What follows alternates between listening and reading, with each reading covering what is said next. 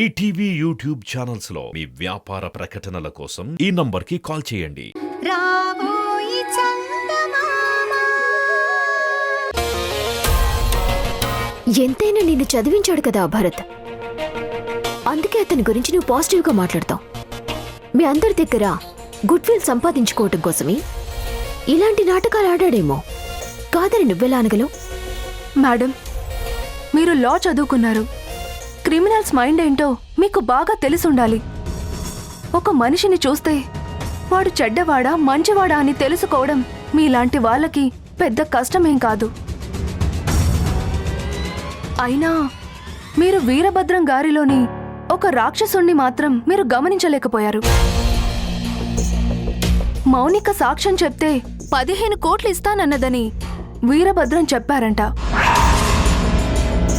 మరి ఈ కేసు గెలిస్తే మీకెన్ని కోట్లు ఇస్తానన్నాడు మేడం ఆ వీరభద్రం? ఏమన్నా? మౌనికకి వీరభద్రం గారు 15 కోట్లు ఇస్తానన్నారా? అదేంటి? ఆ 15 కోట్లు ఇస్తాను అన్నది చంద్రిక కదా. చంద్రిక గారు 15 కోట్లు ఇస్తానన్నదని మీకెవరు చెప్పారు మేడం? ఇంకెవరు చెప్తారు? ఆ వీరభద్రం గారే చెప్పారు. మీరెంతో తెలివైన వారు అనుకున్నాను గాని ఇంత అమాయకులని మాత్రం నేను ఊహించలేదు మేడం. 15 కోట్ల రూపాయలు పెట్టి ఒక అబద్ధపు సాక్ష్యాన్ని కొనాలనుకునే మనిషి అయితే తన మీద నిందలు వేసుకొని తను చెయ్యని నేరానికి జైలుకెందుకు వెళ్తుంది మేడం? చూడండి మేడం, మీరు నమ్మినా నమ్మకపోయినా నిజం ఒక్కటే. ఆ వీరభద్రం, ఆ మౌనిక, రుద్రాని వీళ్ళ ముగ్గురు ఒక్కటే. వాళ్ళ ముగ్గురు కలిసే మమ్మల్ని మోసం చేస్తున్నారు. ఈ నిజం మీకు ఏదో ఒక రోజు తెలుస్తుంది.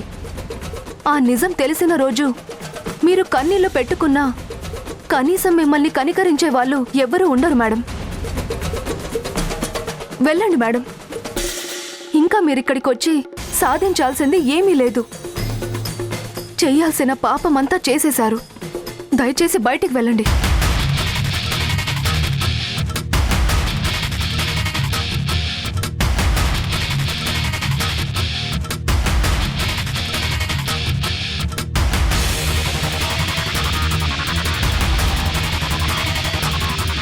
ఇదేంటి? వీరభద్రం గారు మౌనికకి 15 కోట్లు డబ్బిస్తాను అనటం ఏంటి? డబ్బులు ఇస్తానని చెప్పింది చంద్రిక కదా. అంటే ఇప్పుడు సత్య చెప్పిందంతా నిజమా? నిజంగా వీరభద్రం నన్ను మోసం చేస్తున్నాడా? లేదు, ఈ విషయం మౌనిక దగ్గర తెలుసుకోవాలి.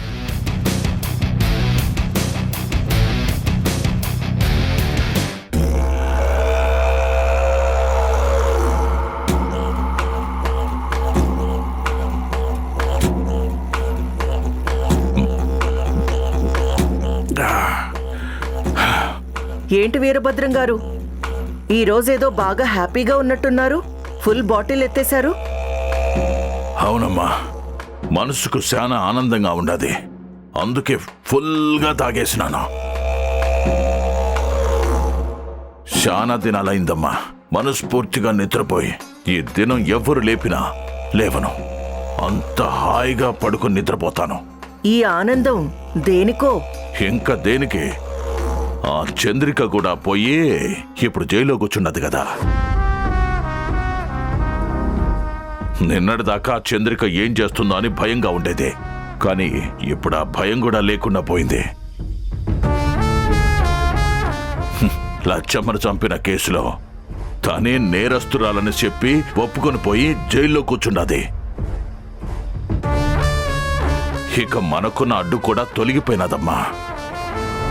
చంద్రిక ఎట్టాగో నేరం తన మీద వేసుకున్నది కాబట్టి ఆ ఎమ్మికి శిక్ష పడుతుంది. భరత్ని ఎట్లాగో వదిలేస్తారు. బయటికొచ్చిన భరత్ని నువ్వు హాయిగా పెళ్లి చేసుకో. అప్పుడు నీ కోరిక తీరిపోతుంది. అటు చంద్రిక అడ్డు కూడా తప్పిపోతుంది. వీరభద్రం గారు, ఆ చంద్రిక చెప్పింది నిజమని మీరు నమ్ముతున్నారా? తనేదో ప్లాన్ చేస్తుంది అనుకుంటున్నాను. భరత్ని కాపాడ్డానికి వేరే దారి లేక నేరం తన మీద వేసుకుంది. కానీ నేరం నిరూపించాలి కదా, అది అనుకున్నంత ఈజీ కాదు.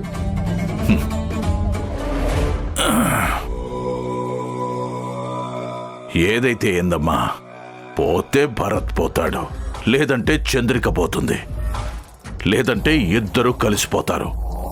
మనకు ఎట్ట అయినా సరే శత్రువు లేకుండా పోతారు. కావలసినంత ఆస్తి నా చేతికొస్తుంది. ఒకవేళ భరత్ గనుక రాలేదనుకో, ఏం పర్వాలేదు. నీకు బ్రహ్మాండమైన సంబంధం చూసి నేను పెళ్లి చేస్తాను, సరేనా? వీరభద్రం గారు, మీరు నాకు ఏమని మాటిచ్చారు? ఇప్పుడేం మాట్లాడుతున్నారు? నేను ఇంకొకరిని పెళ్లి చేసుకోవడం ఏంటి? నేను పెళ్ళంటూ చేసుకుంటే భరత్నే చేసుకుంటాను. అతన్ని తప్ప ఇంకెవ్వరిని పెళ్లి చేసుకోను. ఇంకెక్కడ భరతమ్మా? వాడు ఖచ్చితంగా ఉరికమ్మ ఎక్కుతాడు, లేదా యావజ్జీవ శిక్ష పడి జీవితాంతం జైల్లోనే ఉంటాడు.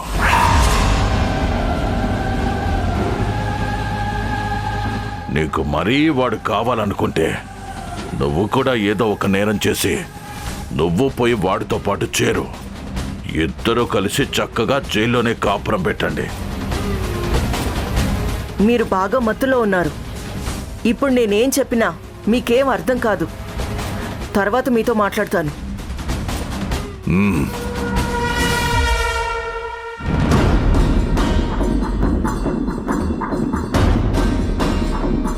ఏంటి మేడం, ఏమంటున్నాడు? మీకు బాగా న్యాయం చేస్తానంటున్నాడా? ఇప్పటికైనా అర్థమైందా మేడం మీరెంత తప్పు చేశారో? ఆ వీరభద్రం చెప్పినట్టు చక్కగా ఇంకో పెళ్లి చేసుకోండి. ఏయ్, నోరు ముయ్యవే. నా మీద కోపడ్డం కాదు మేడం, ఒక్కసారి ఆలోచించండి. భరత్ మనసు మార్చడం మీ వల్లే కాలేదు. అలాంటిది అతనేదో చేస్తాడు అని వీరభద్రం పక్కన చేరడం ఎంత తప్పో అసలు మీకు ఇప్పటికైనా అర్థమైందా? అతను ఏరు దాటిన తర్వాత తెప్ప తగలేసే రకం మేడం. 30 ఏళ్లు కాపురం చేసి లక్ష్మి గారిని చంపేసిన వ్యక్తి మీకు న్యాయం చేస్తాడని మీరెలా అనుకున్నారు మేడం? చూడు నీర్జా, వీరభద్రం నాకేదో హెల్ప్ చేస్తాడని నేను ఈ పని చేయలేదు. అతను నన్ను పావుగా వాడుకోవడం కాదు, నేనే అతన్ని పావుగా వాడుకున్నాను. ఈ మర్డర్ కేసులో భరత్ ఎలాగూ బయటికి రాలేడు.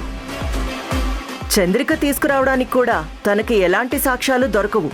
అలాంటి టైంలో నాకు ఛాన్స్ వస్తుంది కాబట్టి నేనితన్ని ట్రంప్ కార్డ్ కింద వాడుకుంటున్నాను. చూడండి మేడం, మీరు ఎన్ని తప్పుడు పనులు చేసినా ఒక్క విషయంలో మాత్రం మిమ్మల్ని ఖచ్చితంగా గౌరవిస్తాను. అది భరత్ని ప్రేమించడం. ఎన్ని చేసినా మీకు భరత్ అంటే చాలా ఇష్టం. అతని కోసం మీరేవైనా చేస్తారు.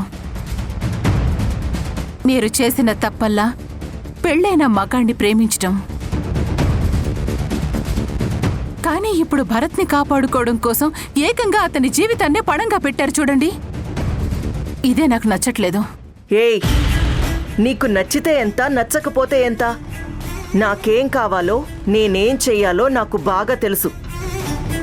నీ సలహాలు నాకేం అవసరం లేదు. నేను కూడా మీకు సలహాలు ఇవ్వలేదు మేడం. కాకపోతే మీరు ఒక్క విషయం గుర్తుపెట్టుకోవాల్సింది. అదేంటంటే ఆఖరి నిమిషంలో తిమ్మిని బమ్మిని చేసి మీరు భరత్ బాబుని బయటికి తీసుకొచ్చినా అతను మీ మెళ్ళో తాళి కట్టడు. జీవితాంతం దూరమైనా సరే చంద్రికని తలుచుకుంటూ అలాగే మిగిలిపోతాడు తప్ప అతని మనసులో మీకు స్థానం మాత్రం ఉండదు మేడం. ఈ విషయం మీకు అర్థమైతే మీరు ఇలాంటి పనులు చేయరు మేడం.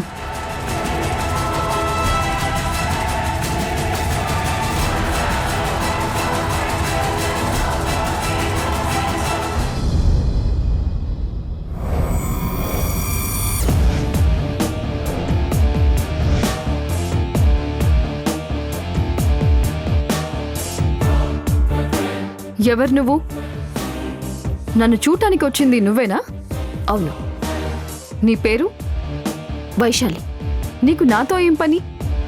అసలు నువ్వు ఎవరో నాకు తెలియని కూడా తెలియదే. నాతో ఎందుకు మాట్లాడడానికి వచ్చావు? నేనెవరో నీకు తెలీదు, కానీ నువ్వెవరో నాకు తెలుసు. నన్ను వీరభద్రం గారు పంపించారు. వీరభద్రం గారా? ఆయన మిమ్మల్ని ఎందుకు పంపించాడు? అసలు మీరెవరో కూడా నాకు తెలియదే. తెలియని మనుషుల్ని నా దగ్గరికి పంపించారు కదా. నువ్వనేది నిజమే, సంబంధం లేని మనుషుల్ని పంపించరు. కానీ నాకు ఈ కేసుకి సంబంధం ఉంది. ఎందుకంటే కోర్టులో లక్ష్మి గారి మర్డర్ కేసు వాదిస్తుంది నేనే. హో, అదా విషయం. మరి చెప్పరే. హా, ఇంతకీ వీరభద్రం ఏం పంపించాడు నాకు?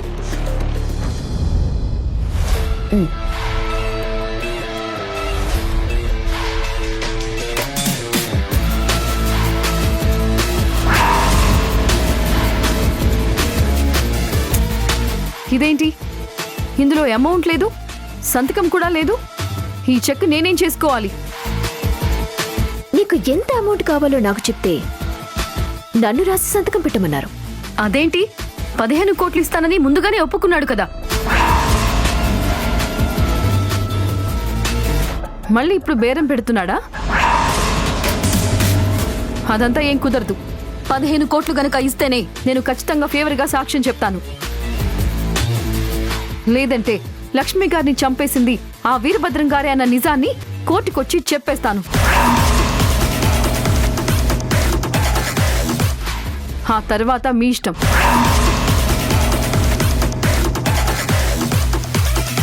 ఏమన్నా? లక్ష్మి గారిని చంపింది వీరభద్రం గారా? ఏంటి, ఏమీ తెలియనట్టు మాట్లాడుతున్నావు? ఆయన కేసు వాదిస్తూ ఆయన గురించి ఆ మాత్రం తెలీదా? ఆ వీరభద్రం ఎలాంటి మనిషో ఆల్రెడీ తెలిసే ఉంటుంది కదా. అతను నమ్మించి గొంతు కోసే రకం. లక్ష్మి గారినేంటి, చాలా మందినే చంపాడు. చివరికి ఆ కౌశిక్ని కూడా చంపింది తానే. అవేవి తెలియకుండానే ఆయన కేసు నువ్వు వాదిస్తున్నావా? దీని మీద 15 కోట్లు అని రాసి సంతకం పెట్టు. నువ్వు జైల్లోంచి బయటపడాలి అంటే ఇంకా 10 సంవత్సరాల శిక్ష అనుభవించాలి. ఆ విషయం నీకు గుర్తుందా? ఇప్పుడు నేను చెక్ రాసిచ్చాననుకో, దాని వ్యాలిడిటీ 3 నెలలు. 10 సంవత్సరాల తర్వాత ఇదే చెక్ తీసుకుని ఏం చేసుకుంటావు? 4 గీసుకుంటావా? ఏంటి, నాకు ఆ మాత్రం తెలివితేటలు లేవనుకున్నావా? అందుకే చెక్ మీద డేట్ వేయకుండా అమౌంట్ మాత్రం రాసి సంతకం పెట్టివ్వమని చెప్పింది. పిచ్చిదానా, నీకు నిజంగా డబ్బులు ఇవ్వాలి అనుకున్నోడైతే నిన్ను జైలు నుంచి బయటికి తీసుకొచ్చి ఆ తర్వాత డబ్బులు ఇస్తాడు. కానీ నువ్వు జైల్లో ఉండగానే డబ్బులు ఎందుకు ఇస్తాడు? ఆ మాత్రం నీకు సెన్స్ లేదా? అంటే అంటే నన్ను కూడా మోసం చేయాలనుకుంటున్నాడా? నాకు తెలుసు ఆ వీరభద్రం సంగతి. అందరినీ మోసం చేసినట్టే నన్ను కూడా మోసం చేయాలి అనుకుంటున్నాడు. చంద్రిక నేను ఒకేలా ఉంటాం కాబట్టి రేపు కోర్టుకు పిలిపించాలి అని చెప్పి ఆర్డర్ ఇచ్చారంట కదా. నిజంగా నేను కోర్టుకు రాగానే అసలు ఇదంతా చేసింది ఆ వీరభద్రమేనని నేను సాక్ష్యం చెప్తాను అని చెప్పు. నన్ను చంద్రిక ప్లేస్లోకి, చంద్రికని నా ప్లేస్లోకి మార్చి అసలు ఆస్తంతా రాయించుకోవాలని చూశాడు అని జడ్జి గారి ముందు సాక్ష్యాధారాలతో సహా నిరూపించేస్తాను. కాబట్టి మర్యాదగా ఆ డబ్బేదో తీసుకువెళ్ళి నా అకౌంట్లో క్రెడిట్ చేయమని చెప్పు. అర్థమైందా?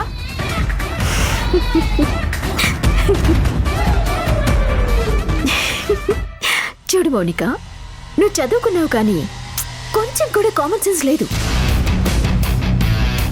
అవునులే, ఆ మాత్రం కామన్ సెన్స్ ఉంటుంటే కౌశిక్ని ఎలా మోసం చేసేదానివి? నీలాంటి స్వార్థపరురాల్ని నమ్మినందుకు ఆ కౌశిక్కి పెద్ద శిక్ష పడింది. నీలాంటి దాన్ని నమ్మి నా ప్రేమని దూరం చేసుకున్నాడు. నాకు దూరం అయిపోయాడు. ఏమన్నావు? నువ్వు అనుకుంటున్నట్టు నన్ను వీరభద్రం పంపించలేదు. నా అంతట నేనే వచ్చాను. నిజాలు తెలుసుకోవాలనే వచ్చాను. ఇప్పుడు అసలు నేరస్తులెవరూ నాకు అర్థమైంది. వీరభద్ర నిన్ను మోసం చేయటం కాదు, ఎన్ని రోజులు నన్ను మోసం చేశాడు. ఇప్పుడే అతని నిజ స్వరూపం ఏంటో తెలిసింది. కౌశిక్ ని లక్ష్మి గారిని చంపిన అసలు హంతకులెవరో నీ నోటి ద్వారా నేను ఈ రోజు తెలుసుకోగలిగాను. ఏమన్నా నువ్వు కోర్టుకు వచ్చి వ్యతిరేకంగా సాక్ష్యం చెప్తావా? అసలు నీలాంటి దాన్ని కోర్టు మెట్లు కూడా ఎక్కనిస్తానా? నిన్ను రాకుండాని ఈ కేసుని ఎలా క్లియర్ చేస్తానో చూడు. జీవితాంతం నువ్వు ఇక్కడ శిక్ష అనుభవిస్తూనే ఉండాలి. Good bye. వైశాలి ఆగు, ఆగు, వైశాలి, వైశాలి ఆగు, చెప్పేది విను. ఇదిగో నీకు కావాలంటే భరత్కి అనుకూలంగా సాక్ష్యం చెప్తాను. ఇదంతా చేసింది ఆ వీరభద్రమే అని చెప్తాను. వైశాలి ప్లీజ్ ప్లీజ్ నాకు హెల్ప్ చేయి వైశాలి.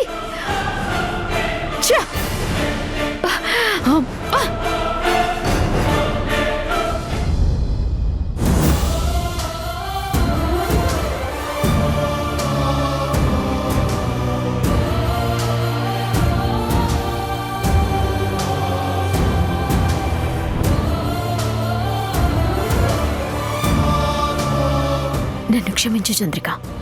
I'm very sorry. నేను చాలా తప్పు చేశాను.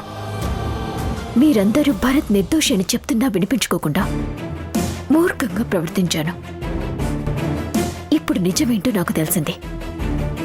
ఆ వీరభద్ర నన్ను ఇంతకాలం ఎంత మోసం చేశాడు అన్నది నాకు అర్థమైంది. I'm very sorry.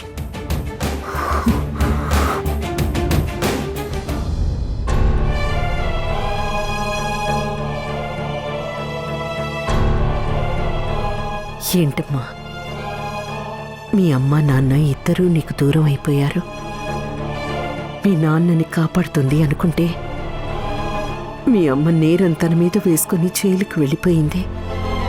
రేపేం జరుగుతుందో, భరత్ని వదిలేస్తారో లేదో.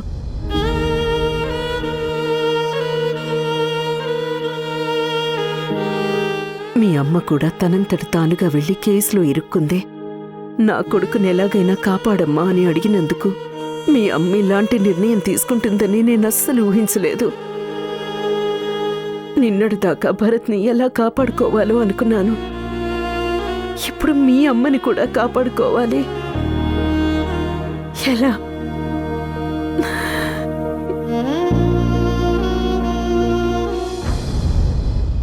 మీనాక్షి గారు, ఎందుకొచ్చావు? ఇక్కడ ఏం మిగిలిపోయిందని చూడ్డానికి వచ్చావా? చేసావుగా, నీకు చేతనైంది అంతా చేసావుగా. భరత్ అన్యాయంగా కోర్టుకి ఎక్కించావు. ఇప్పుడు వాణ్ణి కాపాడుకోలేక నా కోడలు కూడా పోయి జైలు పాలైంది. ఇప్పుడు నీకు సంతృప్తిగా ఉందా? నీకు కావాల్సింది ఇదేనా? నా కొడుకుని ప్రేమించాను ప్రేమించాను అన్నావు. ప్రేమించిన వాళ్ళెవరైనా ఇలాంటి పనులు చేస్తారా? కేవలం నీ స్వార్థం కోసం ఆ వీరభద్రంతో చేరి నా కొడుకు జీవితాన్ని నాశనం చేశావు. నా కోడలి జీవితాన్ని జైలు పాలు చేస్తున్నావు. ఇదిగో ఇటు చూడు, ఈ పసిబిడ్డ ఏం పాపం చేసిందని దీనికింత శిక్ష విధిస్తున్నావు. ఇదంతా నీ వల్లే కదూ. మీ బాధ నేను అర్థం చేసుకోగలను. మీ బాధ తెలిసిందాన్ని కాబట్టే మీతో కాస్త మాట్లాడిపోదామని వచ్చాను. ఏం మాట్లాడతావు? ఇంకా ఏం మిగిలిపోయిందని నువ్వు మాట్లాడతావు? ఇప్పుడు మీకేంటి? భరత్ చంద్రికలిద్దరూ నిర్దోషులుగా బయటికి రావాలి, అంతే కదా? నేను బయటికి తీసుకొస్తాను. ఏంటి? నువ్వు తీసుకొస్తావా? అవునా? ఈ హత్య చేసింది వీరభద్రం అని నిరూపించడానికి నా దగ్గర చాలా బలమైన సాక్ష్యం ఉంది. ఆ సాక్ష్యం గనక నేను కోర్టులో గనక సబ్మిట్ చేశానంటే మరుక్షణం భరత్ చంద్రికలిద్దరూ నిర్దోషులుగా బయటకొచ్చి మీ కళ్ళ ముందు నిలబడతారు. నిజంగానా? నువ్వు చెప్పింది నిజమా? ఈ ఒక్క పుణ్యం చేసి పెట్టు, వాళ్ళని కాపాడు. నువ్వు ఏం కావాలంటే అది చేస్తాను. నీ కాళ్ళు పట్టుకుంటాను. చిచి చిచి చి ఏంటండి మీరు నా కాళ్ళు పట్టుకోవడం ఏంటి? నేనే మీ కాళ్ళకి దండం పెడతాను. ఎందుకంటే మీరు నాకు అత్తగారు.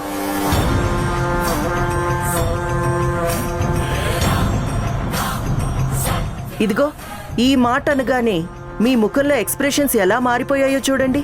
మరి ఇలాంటి పరిస్థితుల్లో కూడా నువ్వు ఇంకా నన్ను అత్తగారు అని మాట్లాడుతుంటే నిన్నేమనాలి? చూడండి, నాకు భరత్ కావాలి. భరత్ కోసం నేను ప్రాణాలైనా ఇస్తాను. ఆ విషయం మీకు బాగా తెలుసు. అలాగే భరత్ని నా వాణ్ణి చేసుకోవడం కోసం నేను ఎంత ఎక్స్ట్రీమ్స్కైనా వెళ్ళిపోతానన్న విషయం కూడా మీకు బాగా తెలుసు. ఇప్పుడు జరిగిన దాంట్లో వీరభద్రం ఎన్ని పాపాలు చేశాడో, అసలు లక్ష్మి గారిని ఎలా చంపాడో మొత్తం నా దగ్గర సాక్ష్యం ఉంది. ఈ సాక్ష్యం నేను ఎందుకు నా దగ్గర పెట్టుకున్నానో తెలుసా? భరత్ని కాపాడమే కాదు, భరత్ చేత నేను తాళి కట్టించుకోవాలి. నేను ఇదే విషయం చంద్రికతో కూడా చెప్పాను. నువ్వు ఎంత పోరాడినా భరత్ని కాపాడుకోవడం నీ వల్ల కాదు. భరత్ని కాపాడుకోవాలంటే నా దగ్గర మాత్రమే సాక్ష్యం ఉంది. నువ్వు భరత్ చేత నాకు పెళ్లి చేయిస్తానని ఒక్క మాట చెప్పు, నేను భరత్ని కాపాడుతాను అని చెప్పాను. కానీ తను వినలేదు. భరత్కి కూడా ఈ ఆఫర్ ఇచ్చాను. నా మెళ్ళో తాళి కడతాను, నన్ను భార్యగా చేసుకుంటానని ఒక్క మాట ఇవ్వు, నేను నిన్ను బయటికి తీసుకొస్తాను అన్నాను. తను వినిపించుకోలేదు. నా మాట కాదని వాళ్ళిద్దరూ ఇప్పుడు సమస్యల్లో ఇరుక్కున్నారు. ఇప్పుడు వాళ్ళిద్దరినీ కాపాడే అవకాశం మీకొచ్చింది. ఇప్పుడు మీకు కూడా ఆఫర్ ఇస్తున్నాను. నన్ను మీ ఇంటి కోడల్ని చేసుకోండి.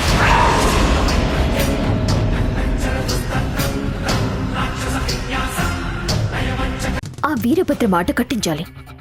నీకు తోడుగా నేను కూడా ఉన్నాను. మనమిద్దరం కలిసి వాడంతా చూడాలి. నీకు నేను సపోర్ట్గా ఉన్నాను.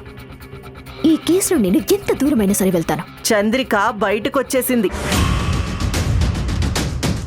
ఆ వైశాలి దగ్గరుండి బయటికి తీసుకొచ్చింది. తనే బెయిల్ ఇప్పించింది. ఇప్పుడు వాళ్ళు ముగ్గురు ఒకటైపోయారు. మిమ్మల్ని కాపాడ్డం ఆ దేవుడి వల్ల కూడా కాదు.